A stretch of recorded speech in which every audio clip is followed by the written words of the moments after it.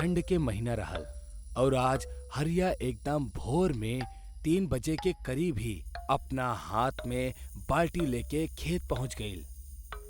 हरिया रोजाना एकदम सवेरे जाग के अपन खेत में जात, सिंचाई करत, फसल के अलग करत और पूरा दिन खेती करे में बिता देत। ओकर दिनचर्या कुछ यही तरह की रहल। दूर दूर तक के नजारा एकदम सन्नाटा में खोल रहल। हर तरफ अंधेरा आपन राज जमा के रखले रहल। हरिया ऊ खेत में अपना खातिर एक छोटा सा टाट के मकान बनवले रहल, जिनमें ऊ अक्सर देर रात के भी रुक जात रहे। ऊ मकान के ऊ छोट से बल्ब के जैसे ही जलौलस, हरिया के नजर ओकरा से 200 मीटर के दूरी पर खड़ल एगो औरत पर पड़ल, जौन खेत के बीचों बीच गहरा गड्ढा खोदत रहली। एगो औरत के ई तरह अपना खेत में गड्ढा खोदत देख हरिया के गुस्सा तो बहुत आइल, लेकिन अगले ही पल ओकर दिमाग में ई भी ख्याल आइल कि आखिर इतना अंधेरा में कौनो औरत ई हालत में खेत में का कर रहल बाड़ी। गांव वालन ई सब बात पे गहन चिंतन करे में माहिर होखेले। हरिया एक पल में ही समझ गईल कि दाल में जरूर कुछ काला बा।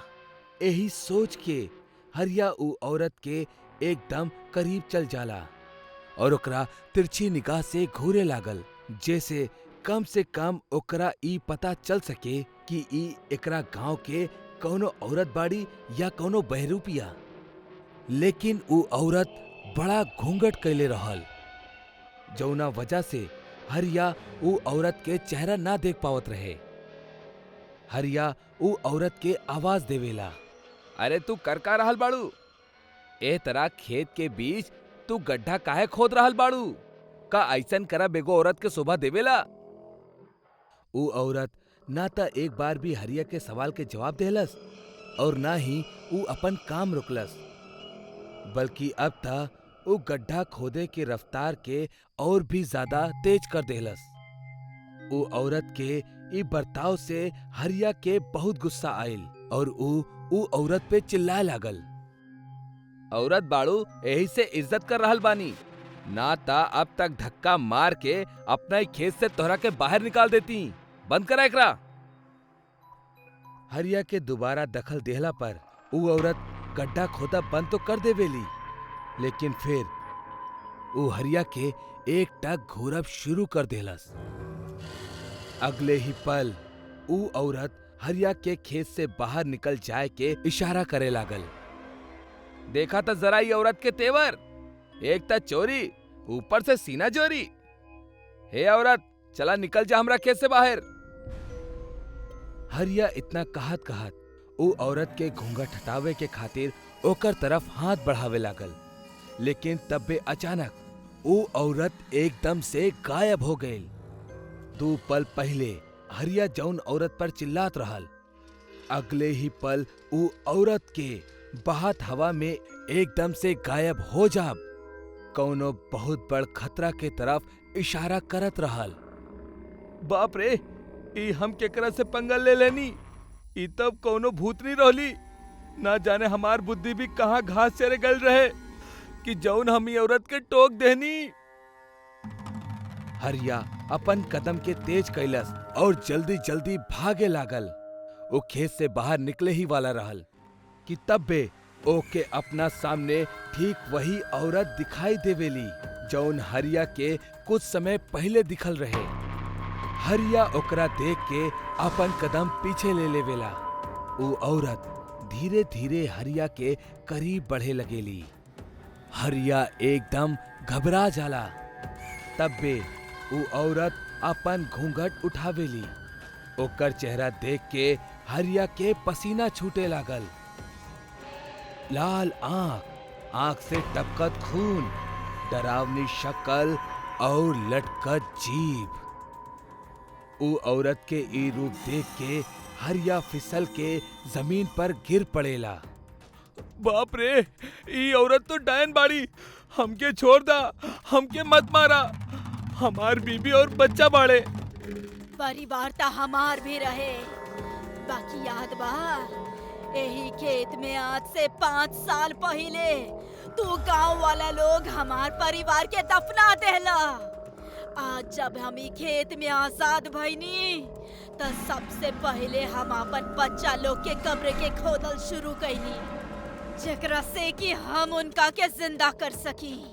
बाकी तू बेरहम इंसान, हमरा के तो ऊ भी ठीक से ना करे दे रहल पड़ा। अब तो हार मरल तय बा। हमरा के माफ कर दा, हमरा के बख्श दा। हम गांव में केहू से ना बताए कि तू वापस आ गेल बाड़ू। इतना कह के हरिया खेत से बाहर की तरफ भागे लगेला, लेकिन तब बे वो डायन हरिया के पीठ पर झपट्टा मारेली और ओकरा अपना साथे जमीन के अंदर खींचे लागेली। ठीक उहे तरह जैसे कोनो जिंदा शख्स के जमीन में दफन कैल जाला। उस समय पूरे वातावरण में बस हरिया के चीख ही सुनाई देत रहल। कुछ देर में हरिया के चीख भी शांत हो जाली, लेकिन तब तक एगो गांव वाला जौन की उहे खेत में खेती करत रहल, ऊ वहीजा आ जाला और हरिया के चीख सुन लेवेला। ऊ फौरन गांव वालन के बुला लेवेला ताकि हरिया के मदद कैल जा सके। लेकिन जब तक गांव वाले पहुंच ले, बहुत देर हो चुकल रहे। कुछ गांव वालन खेत के देख के थोड़ा घबरा जावेले, लेकिन हरिया के वो खेत से बाहर निकाले के खातिर वो लोग धीरे धीरे वो खेत के करीब जाए लगले। वो सब लोग मन ही मन डरल तो बहुत ज्यादा रहले, लेकिन फिर भी वो सब लोग खेत के खुदाई शुरू कर देले। तब बे खेत के अंदर से एगो औरत के डरावनी आवाज आवेली। हाँ, भाग जा यहाँ से, चल जा। हाँ। इससे पहले कि गांव वाले कुछ सोच पाए या कर पाए, वो भयानक डायन वो खेत से निकले ली और वो खेत में दाखिल भयल सभी गांव वालन के एगो झटका में पाताल में खींच लेवेली और सबके भयानक चीखन के साथ एक किस्सा वहीजे खत्म हो जाला।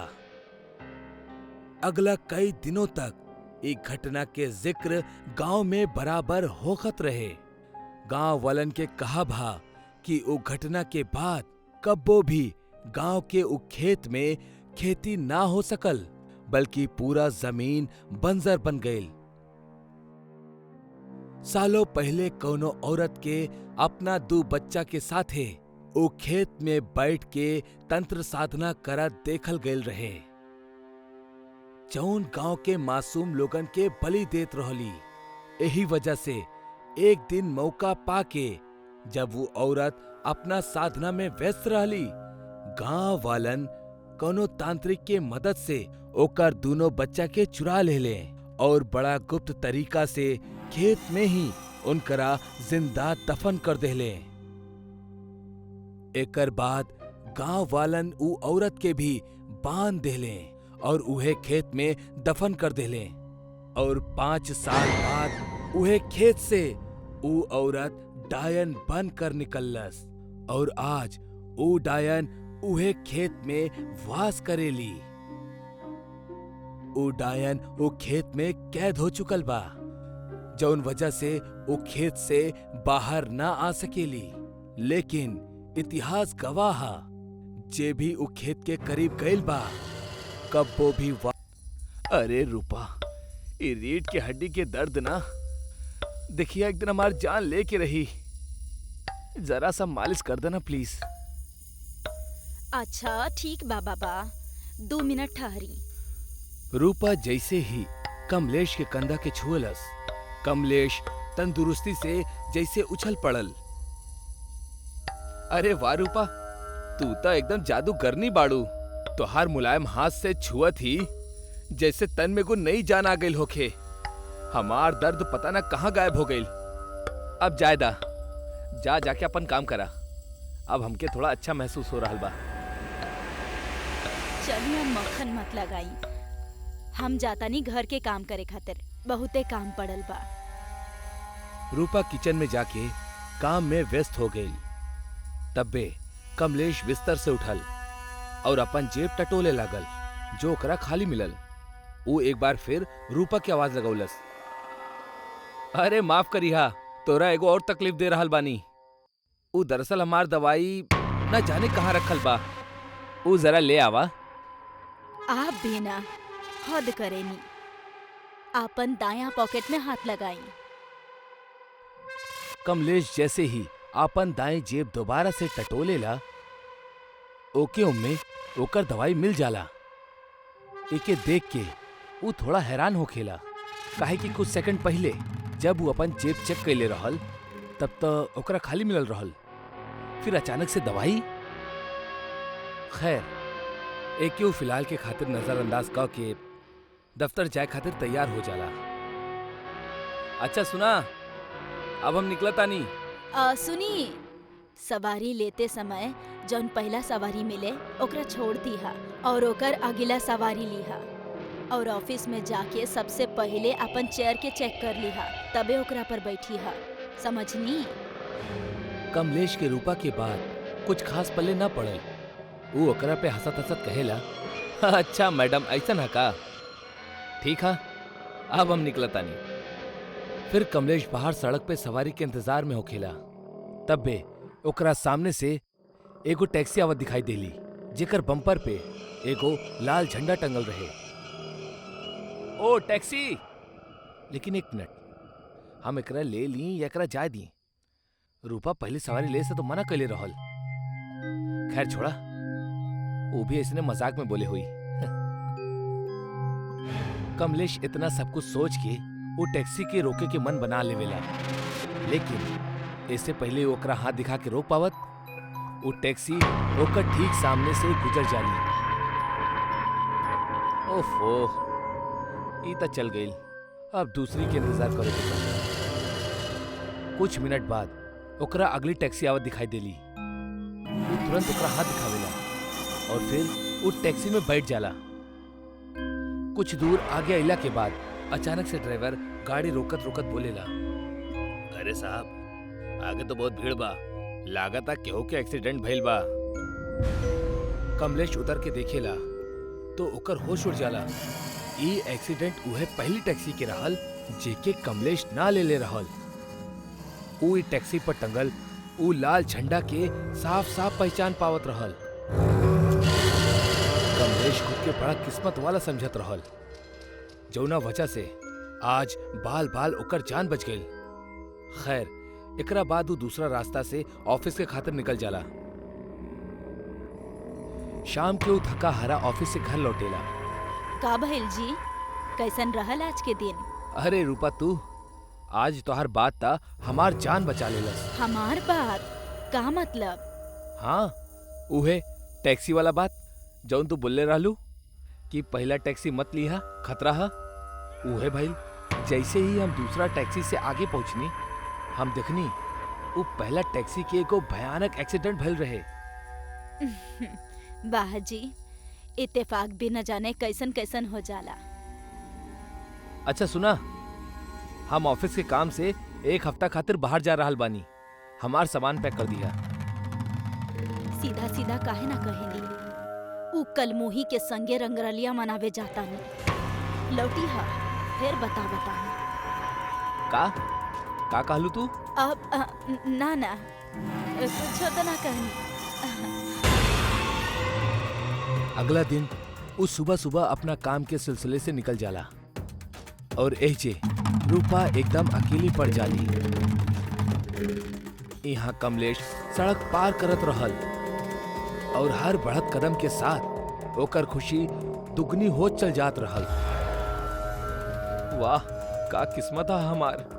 झट से सोनाली के फोन करके इन्फॉर्म कर देता नी कि हम निकल गए बानी। एक हफ्ता वो हुस्न के मलिका के साथ खूब मजा करब हम। कमलेश ऑफिस स्टाफ सोनाली के साथे अपन ट्रैवल प्लान करत रहल, जहां ओकर मन में कई तरह के ख्याली पुलाव पकत रहल। एक हफ्ता बाद कमलेश खुशनुमा तरीका से अपन घर लौटेला। रूपा, रूपा, कहाँ बाड़ू तू? वो इतना कह के जैसे ही घर के अंदर दाखिल होखेला, घर के नजारा देख के ओकर पैरों के तले जमीन खिसक जाली। पूरा घर बिखरा पड़ल रहे, सारा सामान टूटल फूटल फर्श पर बिखरा पड़ल रहे। तब में अचानक घर के ट्यूबलाइट फ्लिक करे लग जाली। घर के इतना गंदा माहौल देख के कमलेश के रूपा के ऊपर बहुत तेज गुस्सा आवेला। वो चीखत हुए अपना बेडरूम की तरफ जाला। रूपा, रूपा, ई का हालत कर देले बाड़ू तू घर के?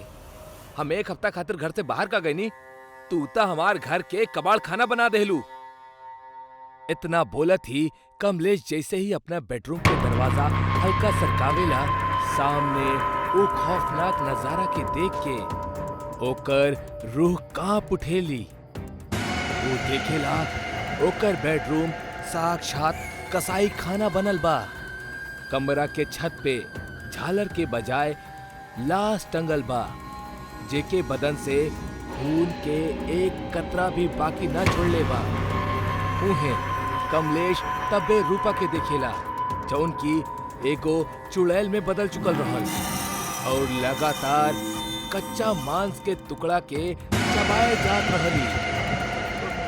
बाप रे, हमार पत्नी तो चुड़ैल बाड़ी। जल्दी से हमरा के निकले के पड़ी यहाँ से। हम एकर असली चेहरा देख ले बानी ता शायद अब ई हमऊ के मार दी। इतना सोचत सोचत कमलेश तुरंत पीछे हट जाला, लेकिन तबे रूपा घुर्रात घुर्रात बोलेली, ओहो, ता आ गइला तू ओ कलमोही के संगे रात गुजार के। अब मारे खातिर तैयार हो जा। तोरा के कैसे पता कि हम सोनाली के साथ रहनी? बड़ बुजुर्ग के कहावत ना सुनला का? चुड़ैल के तेसर आंख हमेशा तोहार पीछा करेली और हर पल के खबर रखेली। कमलेश घबरा के भागे की सोचत ही रहल कि तबे पूरा घर के लाइट्स एक साथ फ्यूज हो गई। जैसे कमलेश के आंख के सामने एकदम अंधेरा छा गई। अब वो चाहकर भी भाग ना सकत रहल, काहे कि ओकरा कुछ दिखाई ही ना देत रहल। तब बे अंधेरा के भीतर से पायल के खनके की आवाज कमलेश के तरफ बढ़त रहल और तब बे एक झटका में अंधेरे से निकलल वो चुड़ैल के हाथ कमलेश के वो गुप्त अंधेरा में खींच ले जाला, जैसे ओकर एगो तेज चीख निकलेली और फिर हमेशा के खातिर ओकर आवाज बंद हो जाली।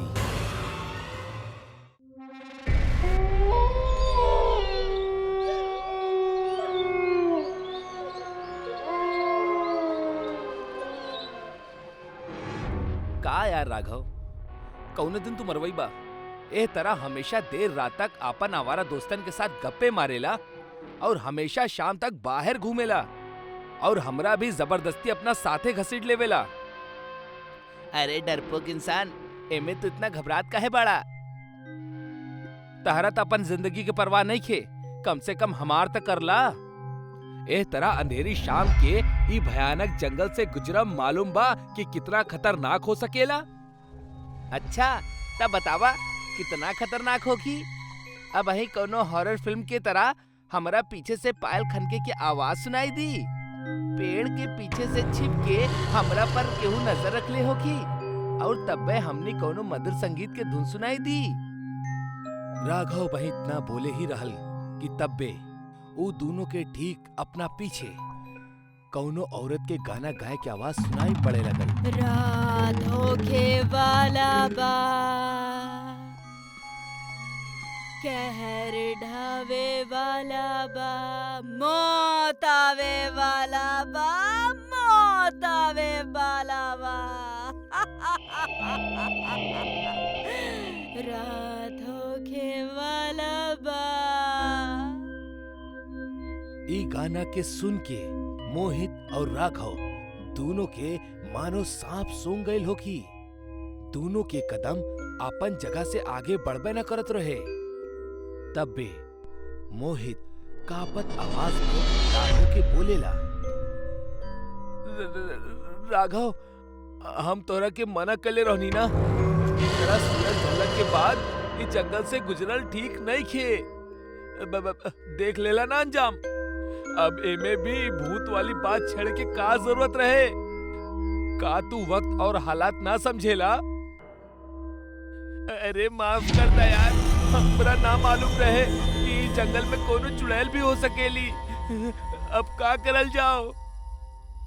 हमरा इस चुड़ैल के बारे में ज्यादा कुछ तो पता नहीं खे, लेकिन गांव वाले लोग बतावेले कि ये गाना गावे वाली चुड़ैल बिया, जे कवारन लइकन के देख के उनकरा अपन तरफ आकर्षित करे खातिर मायावी संगीत के उपयोग करेली। और जे केहू भी ई माया में फंस जाला, ई चुड़ैल ओकरा के मार देवेली। यही से सीधे चला। तब्बे पीछे से ऊ चुड़ैल के संगीत बंद हो जाला और ऊ एगो डरावनी आवाज में बोले, का तू लोग आपस में खुसुर पुसुर करा ताड़ा? चुपचाप उल्टा कदम हमार तरफ आवा, चाहे अपन हाथ से जिंदगी गवावा।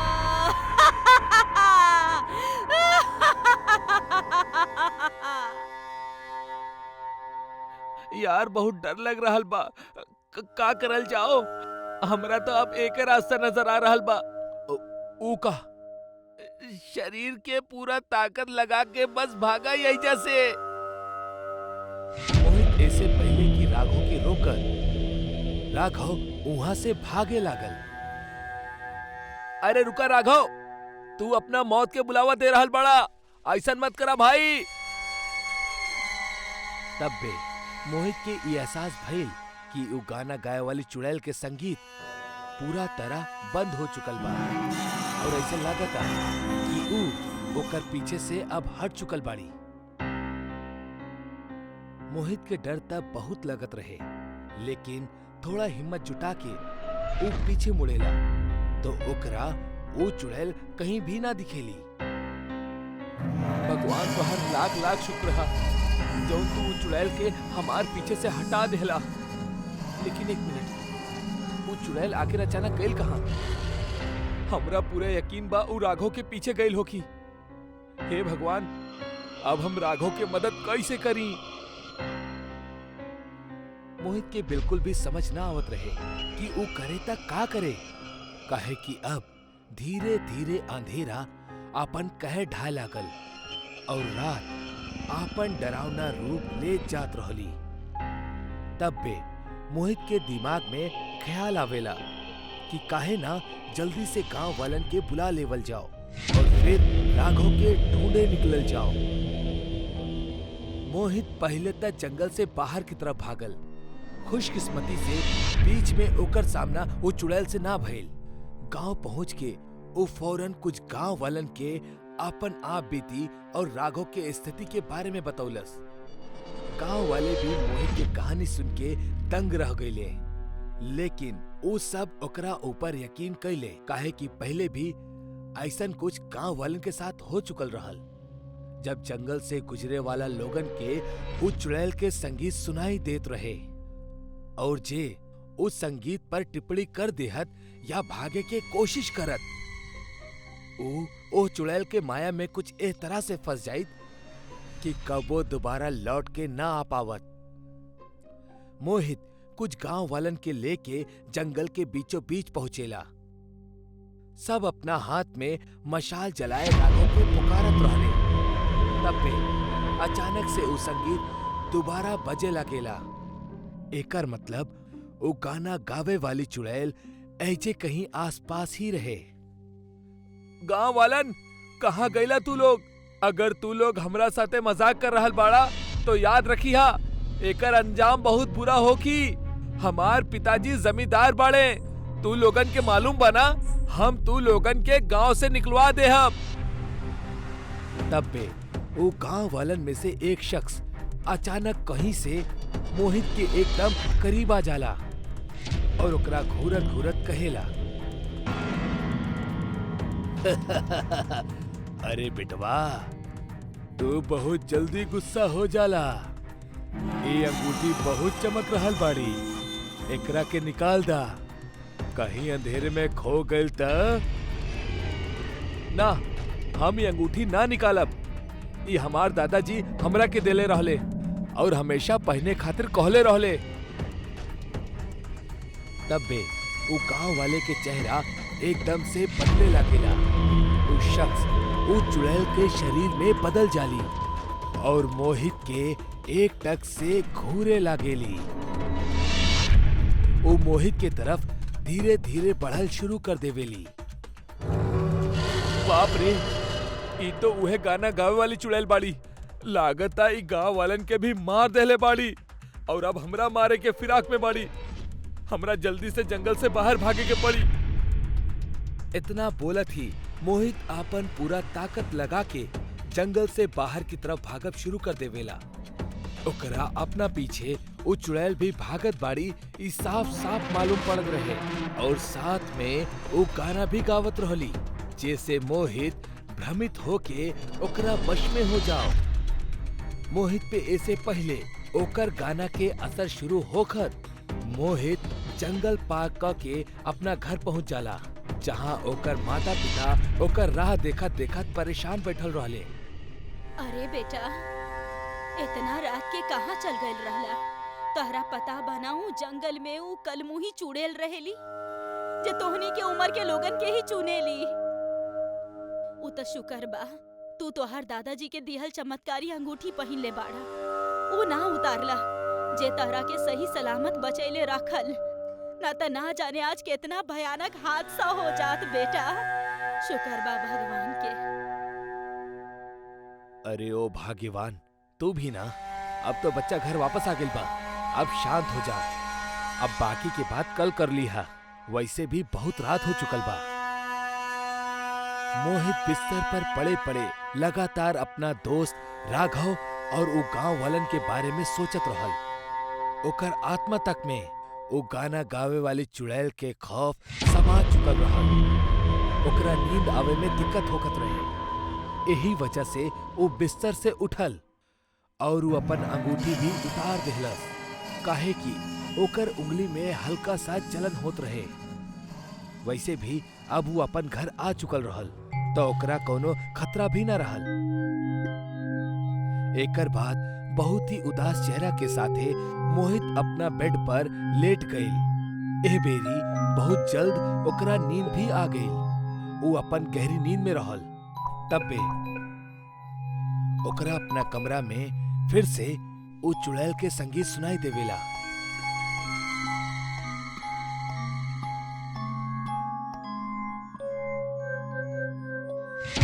मोहित अपना बिस्तर पे एकदम अजीब तरह से छटपटाए लागेला और एकर साथ ई सीन यही जे एंड हो जाला। अब सुबह हो चुकल रहे। मोहित अपना नींद से जागेला। ओकरा अपना ही घर में अपन माता पिता के छाती पीट पीट के रोवे के चीख सुनाई देवेली। मोहित ऐसे बहुत चौंक जाला। मोहित तब बे टेबल के तरफ अपन अंगूठी लेवे खातिर देखेला, लेकिन ओकरा अपन अंगूठी वहीजा ना मिलल, जबकि ओकरा अच्छे से याद बा पिछला रात सुतला से पहले वो यही टेबल पर अपन अंगूठी निकाल कर रख देले रहल।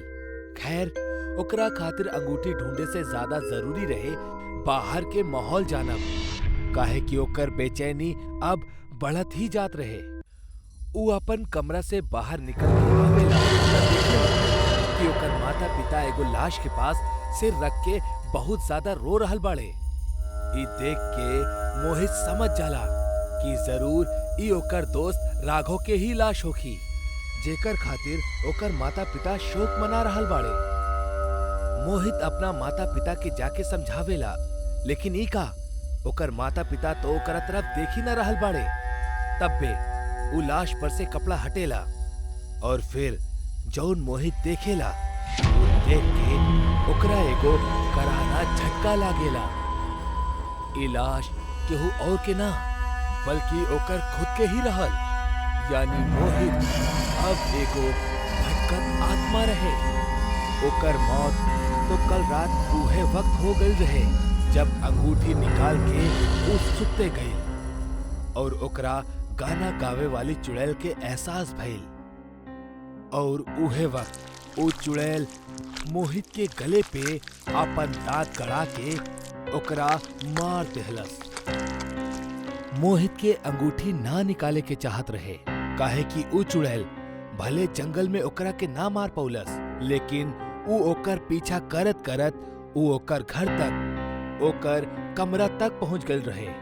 और मोहित जैसे ही एगो गलती कैलस, मोहित के जिंदगी के चैप्टर यही जे क्लोज हो गए। सूरज के पहली किरण के साथे गांव में एगो नया सवेरा भइल। लोग अपना अपना घर से बाहर निकल के काम करत रहले। इहे बीच एगो दुकान के बाहर एगो औरत आवेली जेकर नाम रेखा रहल। रेखा अपन आधा घूंघट अपना होंठ से दबा के रखले रहल। भाई, हम काम के तलाश में आयल बानी। अगर आपके पास कोनो काम होखी तब बता दी, कौनो भी काम कर ले हम। अरे कौन सा गांव से बाड़ू? ई गांव के तना लागेलू। दूर गांव से आयल बानी, हमरा साथे हादसा भइल बा। तब बे जोर के हवा चलेली, रेखा के घूंघट उड़ जावेला। रेखा के आधा जलल चेहरा सब लोग देख के डर जावेले। हे भगवान, ऐसन डरावना चेहरा हम अपना जिंदगी में पहले कबो न देखले रहनी। अरे ई त हमरा के एक आंख वाली डायन दिख रहल बाड़ी। ना ना, आप लोग गलत समझ रहल बानी। हम कोनो डायन नहीं खी। कृपया करके हमरा कोनो काम दे दी। पागल हो गइल बाड़ू का तू? हमरा के का हमार दुकान बंद करावे के बा? ई गांव में दोबारा कबो दिखाई मत दिहा। रेखा के आधा जलल चेहरा देख के लोग ओकरा के अक्सर डायन बोल के भगा देहल करेले। रेखा 2 दिन से भूखी प्यासी काम के तलाश में गांव-गांव घूमत रहे। कमजोरी के वजह से चक्कर आ रहल बा। एक गांव में कारखाना बा, पूछ लेता नी, शायद वहाँ कोनो काम मिल जाए। भाई साहब, एक कारखाना के मालिक के बा, हमरा काम के जरूरत बा। का आप हमरा काम पर रख सकेनी? हमरा भी काम करे वालन के जरूरत बा। आप एहिजा काम कर सकेनी। तब बे रेखा बेहोश हो जाली और बाकी औरत भी दौड़त चलावेली। ऊ लोग रेखा के आधा जलल चेहरा देखेली। देखे में त डायने लागेली। हमार मानी त एकरा के भगा दी मालिक, भगा दी एकरा के। अरे डायन वायन कुछ ना होकेली। तू लोग अबहीं भी कौन सा सदी में जिया ताड़ू? सुरेंद्र कुमार पानी के कुछ छींटा रेखा के मुंह पे छिड़केला, जिससे रेखा के होश आ जाला। का तू ठीक बाड़ू? अचानक से बेहोश कैसे हो गईलू? 2 दिन से भूखी बानी, जौन वजह से हमरा के चक्कर आ गइल। ठीक बा, कुछ खा ला, फिर आज से ही काम चालू कर दिया। का? आज से काम चालू कर दा? आपके दिखाई ना देवेला ई डायन बाड़ी डायन। हम एकरा के एक पल भी यहाँ ना रहे देब।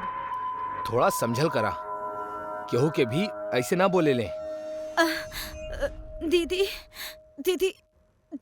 हमार पति शराब पी के हमरा मारत रहे, कबो लात से, कबो घूंसा से। एक दिन वो बहुत शराब पी लेलस और हमरा के जलत चूल्हा में डाल देलस। दीदी, हम तब से ऐसन हो गई नहीं। और तोहार पति शराब पी पी के ओकर लीवर खराब हो गई। महीना पहले वो मर गई। बहुत बुरा भइल बहन तोरा साथे। सुन लेलू, मिल गल तोरा के तसल्ली। झूठ भी था बोल सकेली, हमरा त एगो डायन ही लागेली। चुप मनुष्य कहीं के। तोहरा के ऐजा ना रहे के तो ना रहा, लेकिन आज से ई बहन यही जे काम करी हैं। आप खाना खा ली, थोड़ी देर आराम भी कर ली। जी। कारखाना में काम कर रहा औरतन के रेखा से अब अहीं भी डर लागत रहे, काहे कि ऊ सब ओकरा डायन समझत रहली। उहे रात सुरेंद्र कुमार के बेटा नींद में तड़पे लागल। उ बच्चा बेचारा सांस ना ले पावत रहल। लागता उ डायन हमार बेटा के मार रहल बाड़ी। बच्चा सांस लेवे के कोशिश करत करत मर गई। हमार बेटा ये सब उ डायन के कइल रहल बा। हम तारा के बोलत रहनी ना, ये सब तो हर वजह से भइल बा। हमार बेटा। सुरेंद्र अपना बेटा के तड़पत देखलस और ओकरा अपना पत्नी के बात पे यकीन आ गइल और वो भी रेखा के डायन मान लेहलस। आज तो हम ओकरा के मार ही देहब। हमार बेटा के खा गई लावत ही डायन कहीं के। सुरेंद्र कुमार रेखा के गांव के चौराहा पे बांध देहलस। जौन इंसान तरह के काम देलस, खाए के देलस, ओकरे बेटा के खा गइलू तू। डायन कहीं के। मारा एकरा के, मार डाला। भगवान खातिर हमरा के छोड़ दे। हम कोनो डायन नहीं की। सुरेंद्र के गुस्सा शांत ना भइल। उ एगो मसाल उठौलस और रेखा के जिंदा जला देहलस। रेखा वहीजे तड़प तड़प के मर गई। फिर कुछ दिन बाद तेजल आधा रात के कारखाना में काम करत रहे। तब बे दरवाजा अपने आप बंद हो जाला। के बाऊ? हाँ, पीछे से केहू तेजल के बाल खींच के घसीटे लगेला। के बा? हमरा के जाय दा, हमरा के जाय दा, हमरा जाय दा।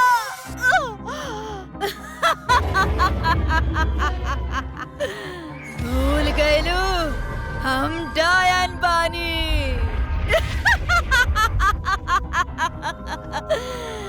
एक आंख वाली डायन तेजल के चलत चलत मशीन में फेंक देहलस। ओकर खून के छींटा चारों ओर फैल गइल। तेजल के कटा हुआ सर देख के सुरेंद्र कुमार और जानवी बुरी तरह से डर जाले। अरे ई कैसे हो गइल? सुनी जी, हमरा बहुत डर लग रहल बा, बहुत डर लग रहल बा। तू घरे जा, हम एकर लाश ठिकाने पे लगाओ तानी, वरना सबके लागी हमनी ही एकरा के मार देले बानी।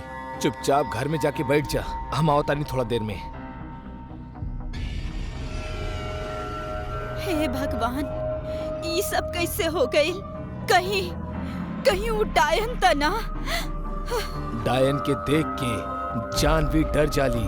हमरा के जाय दा, हमरा के जाय दा, हमरा के जाय दे। तू हमरा के जाय देल रहलू? बोल।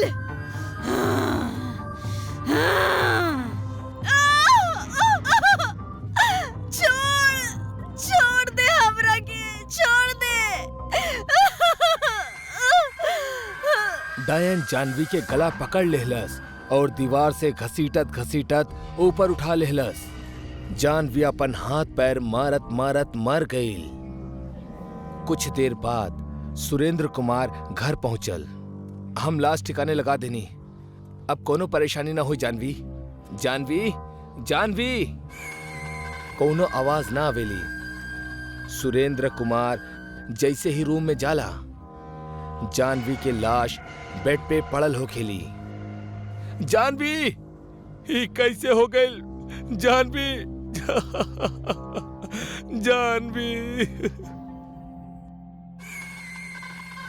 डायन बोले रहला ना हमके? सुरेंद्र कुमार भागेला पर घर के दरवाजा खुल ना पावेला। डायन पूरा घर में आग लगा देवेली। बचावा, बचावा, ई डायन हमरा के मार देई, बचावा हमरा के। डायन सुरेंद्र कुमार के पैर पकड़ के आग में चल जाली। आग के लपटन में सुरेंद्र कुमार के चीख गूंजत रहली। बचावा।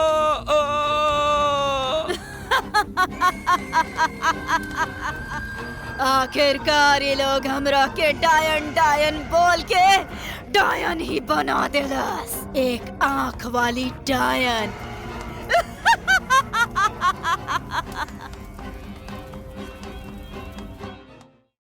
बात था आज से तकरीबन 20 साल पहले के, जब गांव घरों में लोग अक्सर बाहर या छत पर ही सुतत रहले। उस समय इतना आधुनिकता ना रहल। 6 साल के शुभम अपना दादाजी के साथे घर के बरामदा में सुतत रहल। तब बे ओकरा कुछ आवाज सुनाई देलस। वो नींद से जाग उठलस। ओकरा अपना से करीब 20 मीटर दूरी पे एगो सफेद साड़ी में औरत खड़ा दिखाई देत रहे। वो औरत के बाल सिर से पांव तक रहले, जौना वजह से ओकर चेहरा ठीक से दिखाई ना देत रहल। ऊपर से माहौल में घना कोहरा अंधेरा भी पसरल रहल। शुभम कुछ देर तक वो औरत के ऐसने अजीब तरह से देखत रहल, पर फिर वो औरत शुभम के अपना पास आवे के इशारा करे लगल। शुभम भी धीरे धीरे ओकर तरफ बढ़े लगल और तब बे वो औरत शुभम के चेहरा के छुए ली और फिर ओकरा लेके कहीं बहत हवा के बीच अचानक से गायब हो जाली। अगला सुबह दादाजी अपना लगे शुभम के ना पावेले तो ओकरा पूरा घर में ढूंढे लगले। शुभम, बेटा शुभम, शुभम। दादाजी घरवालन से भी शुभम के बारे में पूछे ले, लेकिन घरवाले तो उल्टा दादाजी से ही सवाल करे लगले। अरे ओ किशन बाबू, तू कहीं शुभम के दिखले बाड़ा? अरे कमाल करते रे बाबूजी, आप ही के साथ तो हर रात सुतेला और आप हम ही से सवाल कर रहल बाड़े। पता ना शुभम कहाँ चल गए, अब कहाँ ढूंढी हम ओकरा। दादाजी कुछ समय तक शुभम के बारे में सोचे ले, लेकिन तब बे वो एकदम से भागत भागत बरामदा में आवेले, जहां उनके शुभम के चप्पल ऐसने पड़ल रहल। ओकरा देखा थी दादाजी चिल्लाए लगले, हे राम, हमार बच्चा के उचुड़ा ले गईल। हम पहले ही मना कैले रहनी, छोट बच्चा के बरामदा में सुते खातिर मत भेजा, पर ई बूढ़ आदमी के बात के सुनेला। तब बे उहाँ किशन भागत भागत आवेला। अरे का भइल बाबूजी, इतना हल्ला काहे मचा रहल बड़ा? शुभम गायब ना भइल बा, बल्कि ऊ बांझ चुड़ैल हमार शुभम के अपना साथ ले गइल बा। अरे का बाबूजी, बुढ़ापा में सठिया गइल बड़ा का? कुछो अनाप शनाप बके जा रहल बड़ा। अरे तू लोग बेवकूफ पड़ा और हमेशा रहबा। तू लोगन के काहे समझ नहीं के आवत कि ऊ बांझ चुड़ैल वापस ई गांव में लौट के आयल बाड़ी, अपन 27 साल पुराना बदला पूरा करे खातिर। घर के सब लोग बहुत परेशान रहले और भागत भागत बाहर की तरफ आवेले। वो सब मिलके शुभम के पूरा गांव में ढूंढे ले, पर उनकरा वो कहीं भी ना मिलेला। अरे अबहिनो केहू हमार बात काहे ना सुन रहल बा?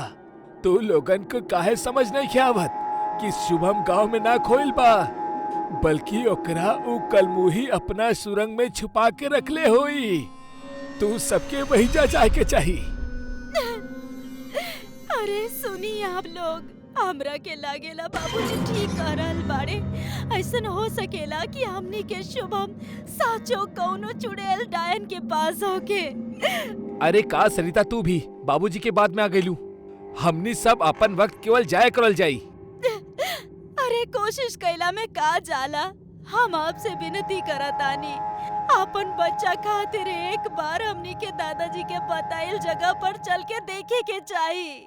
फिर सब लोग दादाजी के बताइल जगह के खातिर निकले ले। उनकरा पहुंचत पहुंचत शाम हो गल रहे और आखिरकार वो लोग एगो सुरंग के पास जाके रुक जाले। गांव के कुछ और जानकार भी उनकर साथ रहले। इस सुरंग के खोदब चालू करा।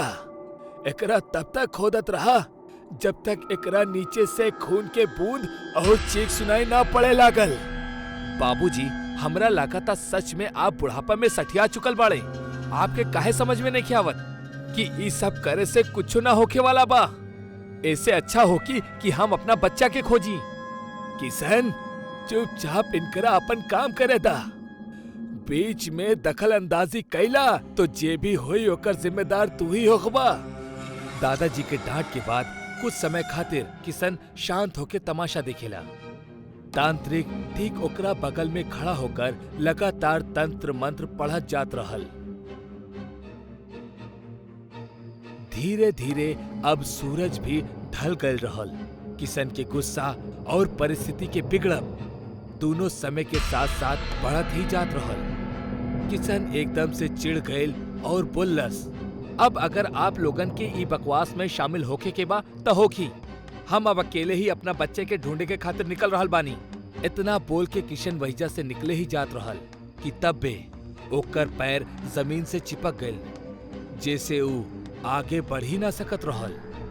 ठीक उहे समय खुदाई के दौरान जमीन के नीचे से एगो बच्चा के चीख सुनाई पड़े लागल और खून के लाल लाल निशान भी जमीन पर दिखे लगले।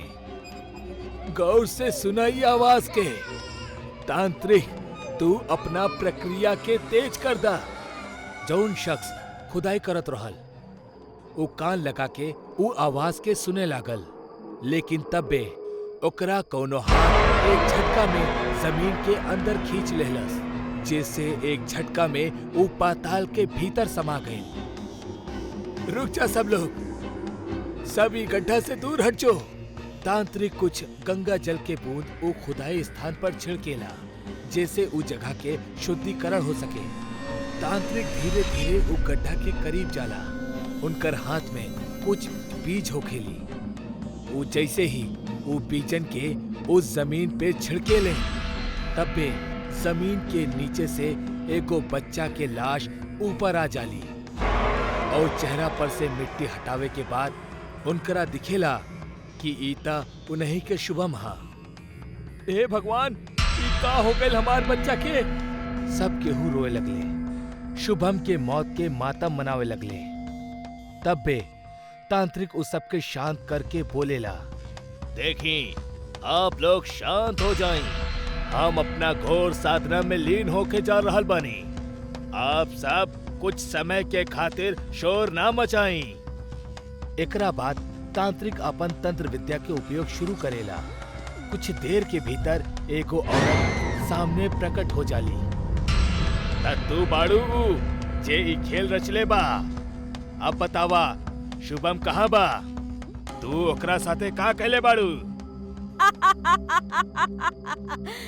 हम तो ओकरा के कब के मार देहनी और ओकर आत्मा के परलोक भेज देहनी।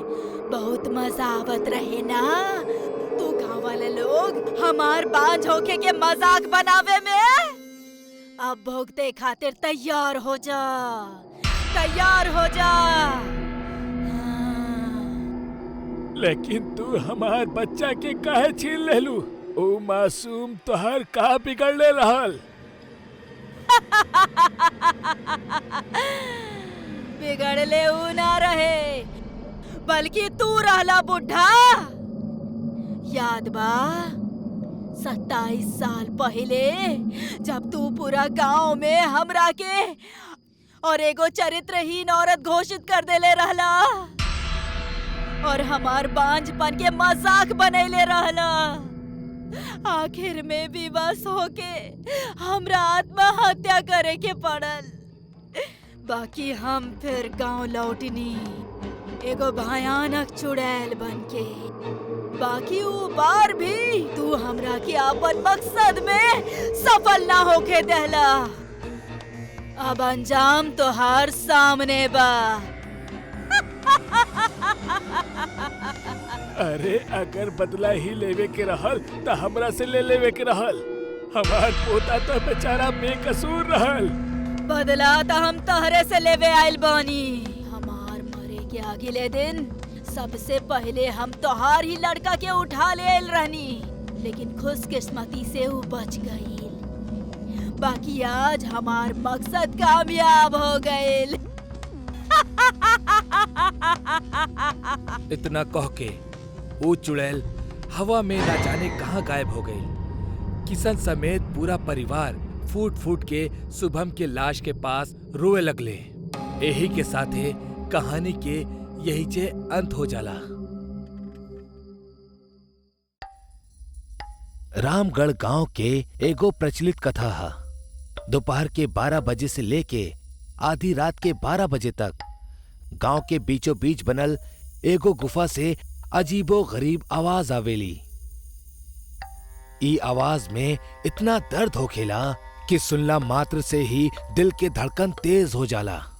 ई गुफा के पास से गुजरे वाला हर शख्स के ओकर नाम गुफा के अंदर गूंजत सुनाई देवेला। ऐसन में ई गुफा के रहस्य जानल बड़ा इंटरेस्टिंग होखी। साल 2013 की बात था, जब दो पैरानॉर्मल इन्वेस्टिगेटर अभिमन्यु और रिहान के ई गुफा के रहस्य जाने के खातिर बुलावल गईल। साहब, ई गुफा के सच होखी बहुत खतरनाक। हम ता आपसे वही भी कहा था नहीं कि अंदर जाए के चीज छोड़ दी। अरे गोपाल जी, हमनी के ता ई ड्यूटी है। हमार डिपार्टमेंट हमनी के जौन टास्क देवेला ओके तो पूरा करे के ही पड़ी। अच्छा साहब, ता ठीक बा। उम्मीद है कि आप जल्दी ही लौटी हैं। शाम के करीब 5 बजे एकदम गुप्त तरीका से दोनों पैरानॉर्मल स्पेशलिस्ट ओ भूतिया गुफा के अंदर दाखिल भइले। पिछला 37 साल से ये गुफा के अंदर से भयानक आवाज और खतरनाक हरकत होखत रहे। एक तो ई गुफा गांव के बीचों बीच आइल बा, त ऐसे में गांव के लोगन के ई गुफा के खौफ के खत्म करे के ही पड़ी। और ये तब्बे खत्म होखी जब अंदर से एक खौफनाक आवाज और खतरनाक आकर्षण खत्म होखी। अभिमन्यु और रिहान के अंदर दाखिल होखला के बाद ही गुफा में उनकर नाम के गुस्सैल आवाज गूंजे लागल। चला जा यहीजा से, मरबा दोनों।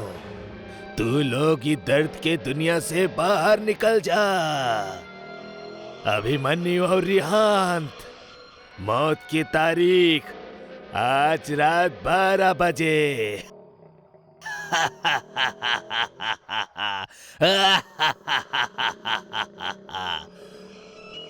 यार अभिमन्यु, ये गुफा कितना अजीब बा। आज तक ऐसा कोनो भी केस हैंडल ना कईनी जहां बेजुबान गुफा धमकी देवेली। दोस्त, भूतिया जगह हमेशा अजीब और खतरनाक ही होखेला। बस अब सोचब कम करा और टॉर्च के मदद से पिक्चर के कलेक्ट करा। रिहान तो गुफा में टॉर्च के सहारे आगे बढ़े लागल और साथ ही साथ गुफा के हर तरफ के तस्वीर खींचे लागल। रिहान के तब्बे बड़े बड़े कदम के आवाज सुनाई पड़ेला।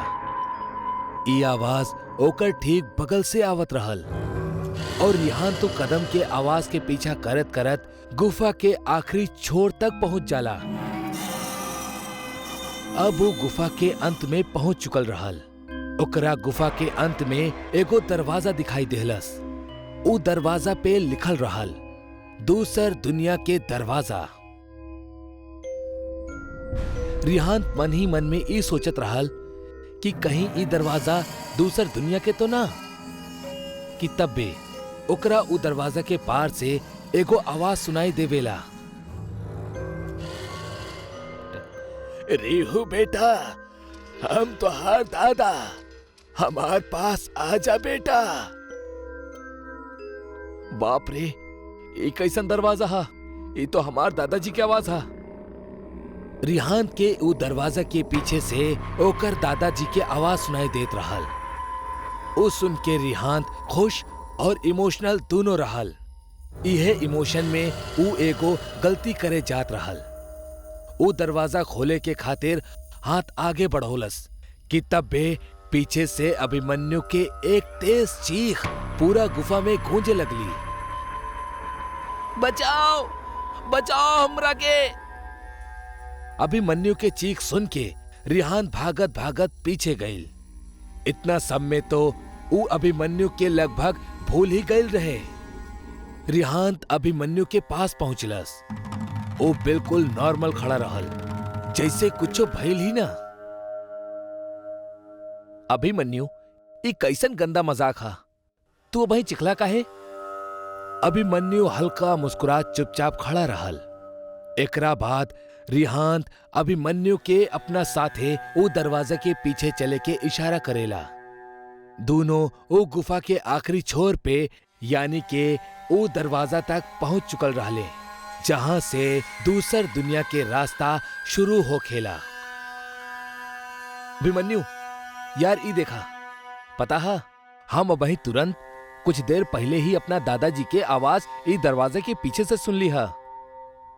हमरा के लागत था एकरा पीछे मरल लोगन के दुनिया हा। त दरवाजा खोल के देखला ना, ऐसने ख्वाब में पोल काहे बांध रहल बड़ा। सही कहला, हम दरवाजा खोलतानी।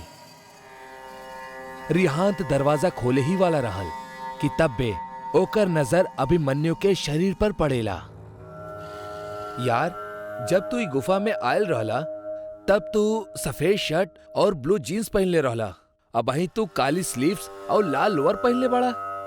भाई, आखिर तू कपड़ा कब बदल लेला? तब बे अभिमन्यु के दांत बाहर आवे लगेला। ओकर कद बड़ा होखे लागल, ओकर हाथ के नाखून बढ़े लागल और ऊ अब पूरा तरह से एगो शैतान बन चुकल रहे। वो डरावनी हंसी के साथ एक भारी आवाज में कहेला, तोहर अभिमन्यु के ता हम 10 मिनट पहले ही ये दरवाजा के पार भेज देनी, जब तू ओकर चीख सुन ले रहला। तू तो बस एक जरिया रहला, काहे कि शिकार हमेशा ई दरवाजा के पास लाकर ही होखेला। मतलब तू अभिमन्यु के मार डाला? कोनो शक बा तोहरा? ताजा ई दरवाजा के ऊ तरफ तो के तोहार दोस्त वही जे मिली जौन दुनिया से तू आयल बड़ा, वहां मरे के पहले लोग रहेले। अब तू जौन दुनिया में जइबा वही जा मरला के बाद लोग रहेले। दर्द की दुनिया में तोहार स्वागत बा।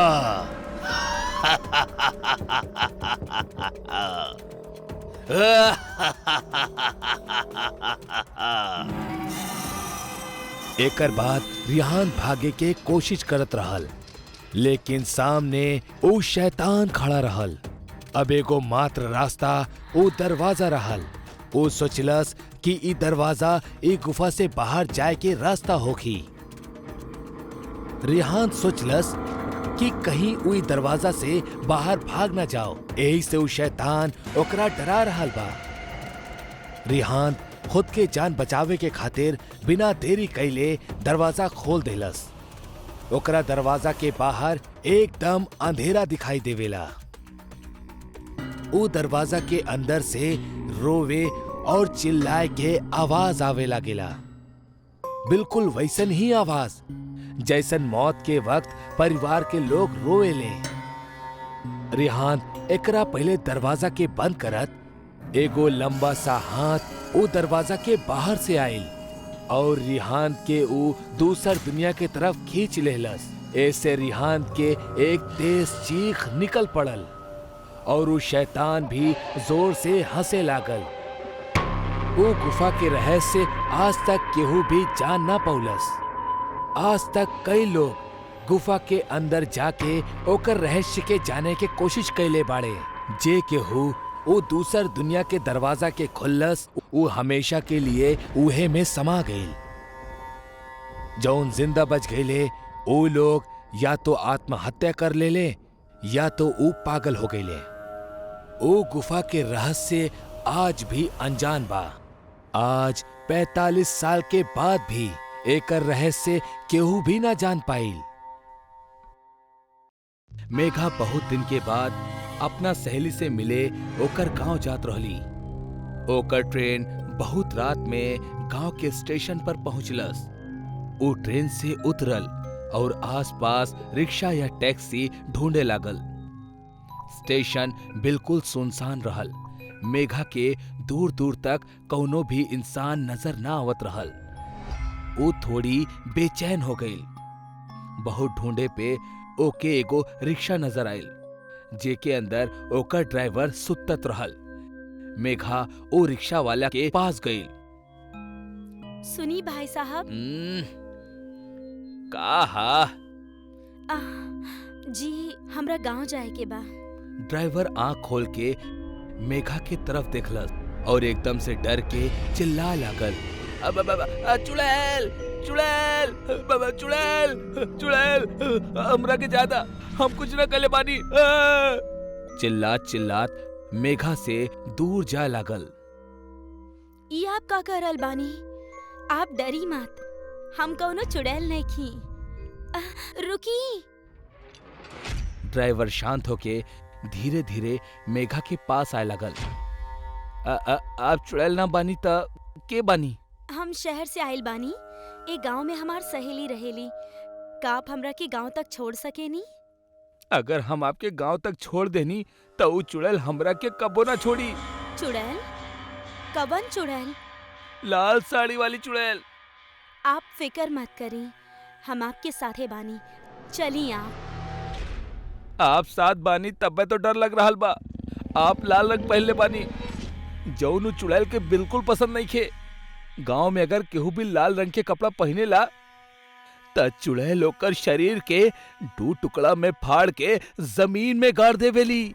ये सब सुन के मेघा थोड़ा डर गई, पर फिर अपना आप के संभालत हुए कहलस, देखी बात के समझी, इतना रात के हम चल के ना जा सकेनी और ऐजा दोसर रिक्शा भी नहीं खे।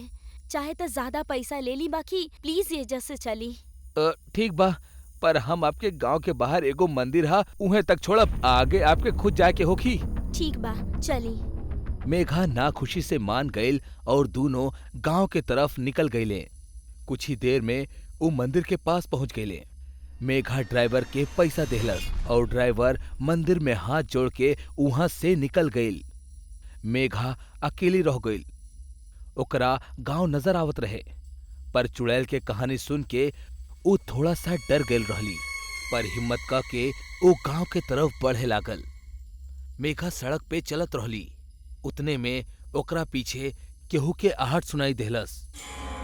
वो घबरा के पीछे देखलस तो वहां केहू न रहल। ओकर ध्यान जमीन के ओर गईल और डर के मारे ओकर पसीना छूटे लगल। जमीन पे खून से रंगल पैर के निशान रहल, जौन ओकर पीछे पीछे चलत रहल। मेघा अपन पैर उठाकर देखलस ता ऊ बिल्कुल साफ रहल।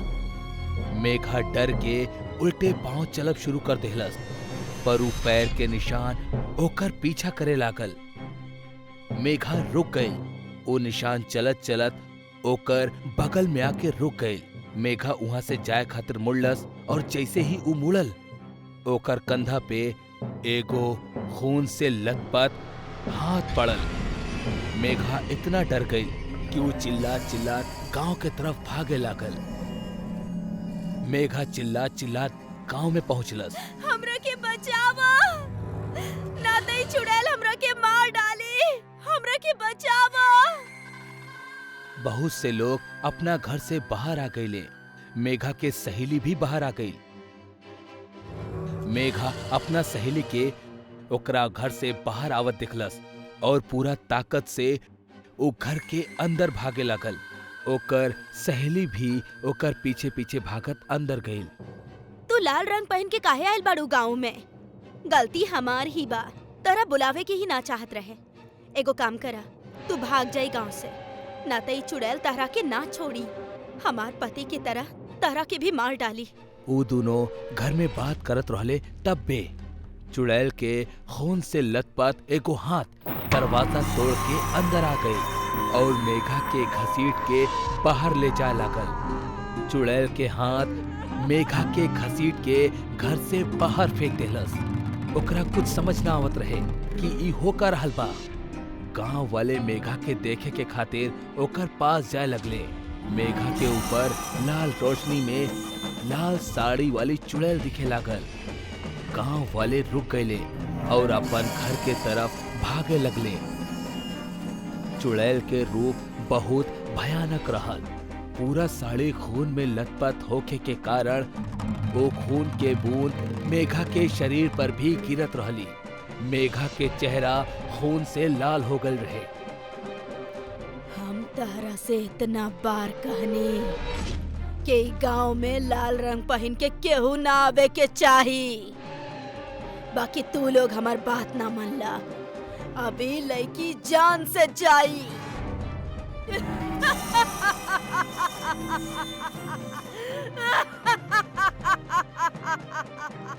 इतना कह के ओ चुड़ैल भयानक हंसी हंसे लागल। चुड़ैल के देख के मेघा भागे लगली।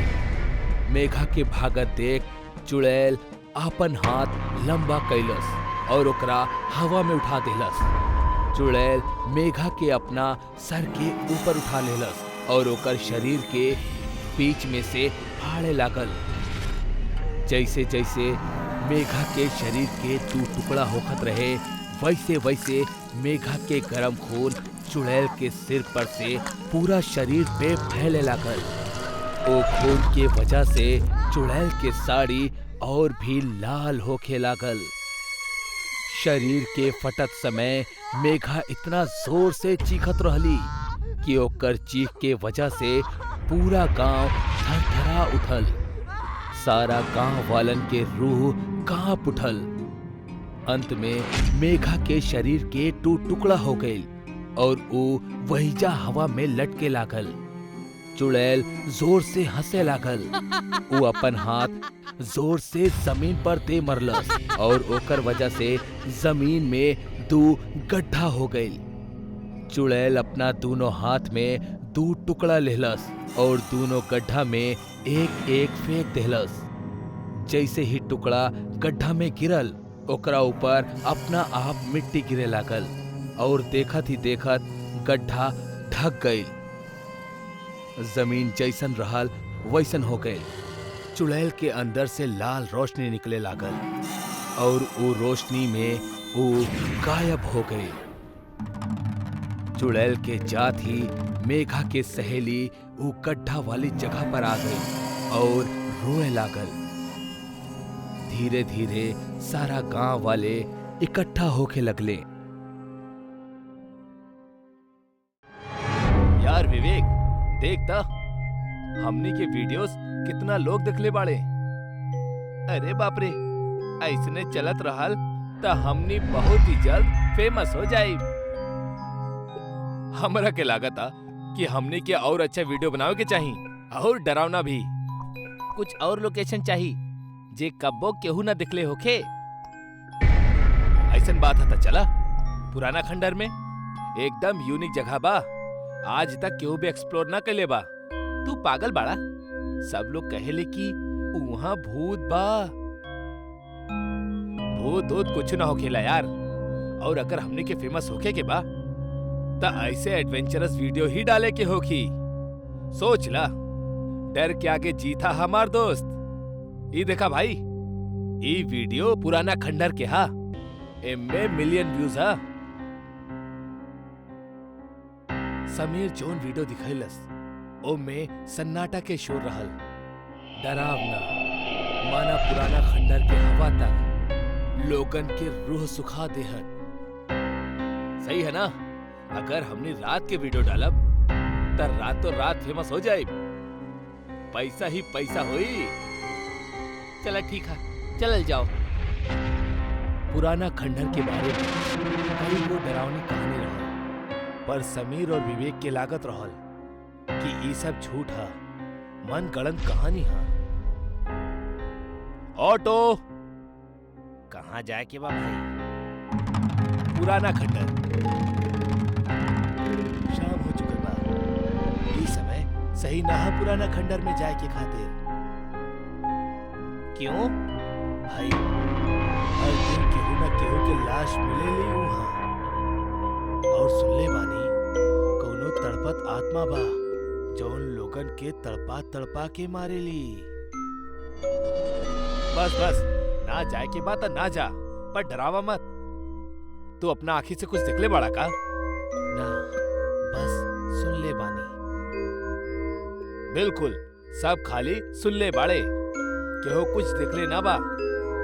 तू ना जाइबा पुराना खंडर तक केहू और चल जाई। केहू ना जाए वाला वही जा। अगर ज्यादा पैसा मिली तब तू भी जाइबा, सोच ला केहू और गइल त नुकसान तोहरे होई। ठीक है बैठ जा। आखिरकार समीर और विवेक ऑटो वाले के पुराना खंडर ले जाए खातिर मना ही ले ले। एमे से केहू भी ना जानेला कि इनकर साथे आगे का होके वाला बा। खंडर में सच में भूत का? हमरा कुछ ज्यादा पता ना, पर सुन ले बानी एगो लड़का और लड़की पुराना खंडर में गए रहे। लड़की शादी से पहले ही गर्भवती हो गई रहे।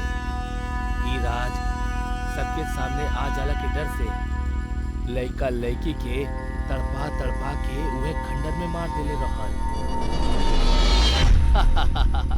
सही कहानी। हाँ हमार फट रहल बा और तू हंस रहल बड़ा। तू पागल बड़ा। हम तो यह रिकॉर्ड कर ले बानी। बिल्डअप मिली दोस्त। और बेवकूफ तेरा बंद करा। अगर वो लड़का के वो बात राज रखे के होखत तब वहीं सबके पता थोड़ी ना होखत। सब कुछ मन गढ़ंत था दोस्त। ऐसे ना हा भाई। वो लड़की के मरला के कुछ दिन बाद वो लड़का पागल हो गए और बड़ा बीमारी से मारा गए। ई सुन के विवेक हक्का बक्का रह गई। ओकरा डर लागत रहा। भाई हम ये जब पहुंच तो गए नहीं। हमने बस थोड़े ही देर के काम बा। वीडियो बना के वापस चल जाई। ठीक है तू लोग यही जे उतर जा। हम खंडर के अंदर ना जाए। यही जे तोहनी के इंतजार करब। ऑटो वाला के वापसी के भाड़ा मिले वाला रहल। ई सोच के वो रुक जाला। समीर और विवेक खंडर के अंदर जाले। खंडर बहुत ही शांत रहल। मानो सन्नाटा में भी शोर रहल। वाव का खंडर हा। आवा वीडियो बनावल जाई। खड़े खड़े देखा थी रही बा या अंदर भी चल बा। समीर वीडियो शूट कर रहा बा। हर तरफ अंधेरा ही अंधेरा बा और अचानक ओकरा के चमकर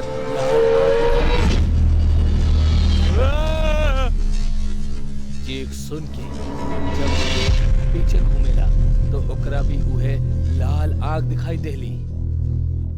दोनों सहम जाले और अपन जान बचावे के लिए भागने लगे। लेकिन जब वो गेट पे आवेले त गेट बंद रहा। अरे भाई बचावा बचावा हमनी के। ऑटो वाला डर जाला। हम बोले रहो अंदर मत जा। अरे भाई वो सब छोड़ा हमार मदद करा पहले। समीर और विवेक तीनों मिलके गेट खोलने की कोशिश करते हैं पर वो गेट वो लोगन से खुल ही ना पाए। तब फिर अचानक से केहू के कदम के आहट सुनाई देला और कोनो औरत समीर के घसीट के खंडर के अंदर ले जाए।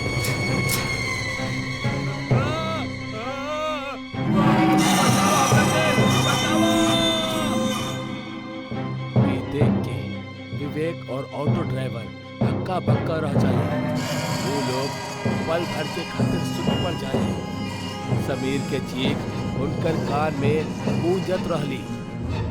भैया हमरा के बचाला। हम तोरा के बहुत पैसा दे। हमरा के बचाला। प्लीज प्लीज बचाला भैया। पैसा से ज्यादा हमरा के अपन जिंदगी प्यारी बा। हम जा रहल बानी। भैया प्लीज बचाला हमरा के। भैया बचाला ना प्लीज। ऑटो ड्राइवर ऑटो में बैठे ही वाला रहल कि अचानक गेट खुल जाना। ऑटो ड्राइवर पीछे मुड़ के गेट के देखेला तब विवेक मना हो गया। अरे ये कहाँ गई? कहीं एकरा भी वो आत्मा मार तो ना देलस। हे भगवान। ऑटो ड्राइवर अपना ऑटो के पास बढ़ेला और देखेला कि विवेक ड्राइविंग सीट पे बैठा था। तू यहाँ कैसे? विवेक कुछ ना बोलेला। बस ऑटो ड्राइवर के घूरत ही रहल।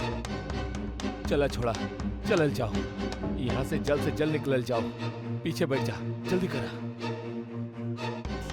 विवेक ओकर एक ना सुना और जब ऑटो ड्राइवर विवेक के पास आवेला तो विवेक ओकर हाथ मोड़े लगेला। अरे अरे ई का कर रहल बड़ा?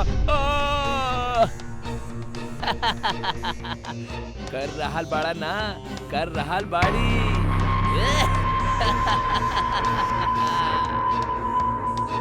छोड़ छोड़ हमरा के। तू यहाँ हमार तड़प के तमाशा देखे आयल रहला ना, अब तू भी तड़प तड़प के मरबा हमार तरह।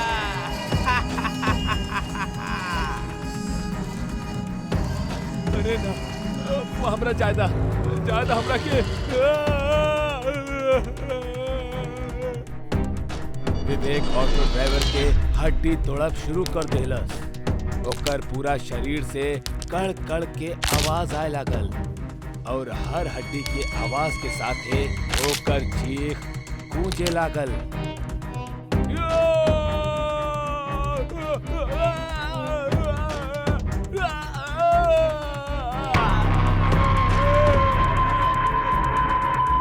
और आखिर में विवेक ऑटो ड्राइवर के सारा हड्डी तोड़ के ओकरा के मार देलस। अब बस विवेक जिंदा रहल। विवेक हंसत हंसत खंडर से खाई की ओर बढ़े लागल। हमके तड़पत देखे के लोगन के शौक कब्बो पूरा ना होखी। हम सबके तड़पा तड़पा के मारब।